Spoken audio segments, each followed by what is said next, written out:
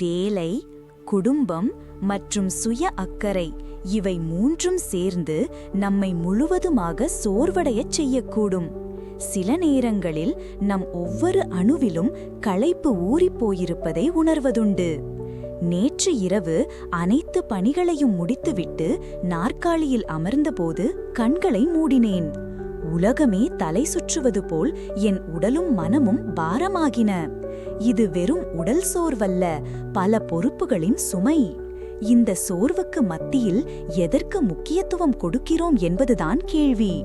நம் உண்மையான மதிப்புகள் என்ன என்பதை புரிந்து கொண்டால் எதை முதலில் செய்ய வேண்டும் என்ற தெளிவு பிறக்கும்.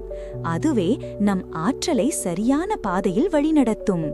ஆனால் ஒன்று மட்டும் உண்மை, எவ்வளவுதான் சோர்வாக இருந்தாலும் சில நிமிடங்கள் அமைதியாக இருப்பது, ஒரு கப் தேநீர் அருந்துவது அல்லது ஒரு பிடித்த பாடலை கேட்பது, இந்த சிறிய அமைதி தருணங்கள் நம் ஆன்மாவை மீண்டும் புத்துணர்வூட்டி புதுப்பிக்கின்றன.